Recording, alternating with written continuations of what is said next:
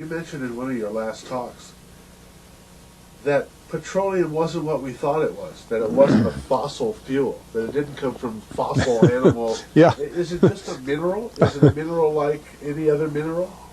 Is that how it, what would you say? How did it, what's the origin of you see, petroleum? when they first found petroleum, because they were beginning to make motors and needed on axles of wheels on railroad trains and all that sort of thing, and remember trains started in the beginning of the 19th century, then oil went from just a lubricant to a fuel, and it made it valuable. And Rockefeller happened to be the smartest man in the business at the time, but he made most of his money, or much of it, off the transport of the petroleum as well as selling it. But one thing they realized was, because oil is putting a price on oil is like putting a price on a pail of water. You know, no initial cost. It's in the ground, and in those days they were, some of it, almost what you'd call surface mining the oil. They didn't go down deep. So in order to get the price up, they hit on the idea that they would have to make it appear to be scarce. That boy, after we take the next few barrels out, we're probably going to have to close as well. You know, that kind of thing. Well, a very fortuitous event. In 1892, there was a convention in Geneva of scientists to determine what organic substances are. Well, the definition of organic is a substance with hydrogen, oxygen, and carbon. And so it's usually a living substance, a tree. You analyze a dead tree, hydrogen, carbon, and oxygen, and grass, and so on, living things. Animals, we are hydrogen, oxygen, and carbon. So at this Geneva Convention, Rockefeller took advantage of sending some scientists over who said, oil, petroleum, is hydrogen, oxygen, and carbon. Therefore, it must be derived from the spoiling, the rotting of formerly living matter. And playing the game properly, when this scientific convention was over, they defined oil as the residue from formerly living matter. Well, that makes it a fossil fuel. I don't know why they decided to use the word fossil, but it says formerly living matter, it's fossil.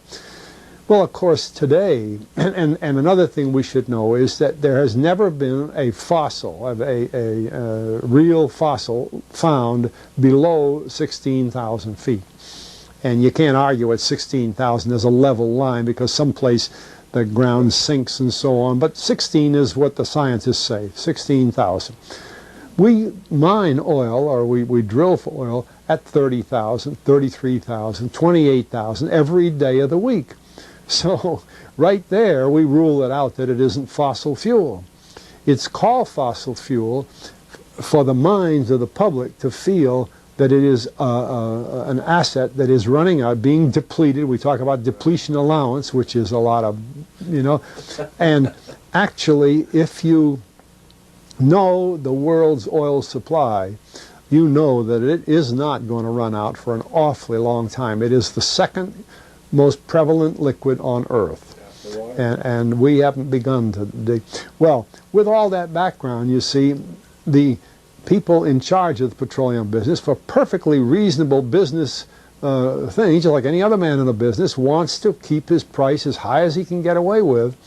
And the way to do is just say, well, there's no more. The last barrel is going to cost $1,000, and then it's all done. And they preach that stuff. What bothers me is that in geology books, it's in there. The geologists say it's a fossil fuel. Somehow they've been bought. I mean, I went to a 4-year federal staff energy seminar run by the government of the United States during the so-called energy crisis. I was the participant that represented the railroad industry. The airline industry was there. Every AA, administrative assistant of senators and congressmen, was there. The CIA was there, the Defense Department was there, the State Department was there. Sometimes sitting right in front of me in the row would be Henry Kissinger with his friend, the head of Department of Defense, It's too bad I can't put the names with them. But anyway, people like that, top men in the government, sitting there listening to the Federal Staff Energy Seminar. Well, what this was doing is for 4 years, they were teaching a propaganda line to the leading people in this country, and therefore to the leading people in the world, when you include the Kissinger and Schlesinger, among others.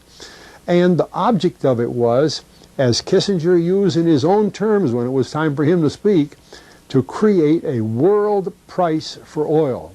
In other words, not 30 cents a gallon here and 90 cents a gallon there, but let's get a world price. That's their goal, and they're trying to do that for wheat and everything else. We don't realize what the controls are, whether it's oil or some of these other things. Almost everything today is being categorized at the highest price they can possibly make it go.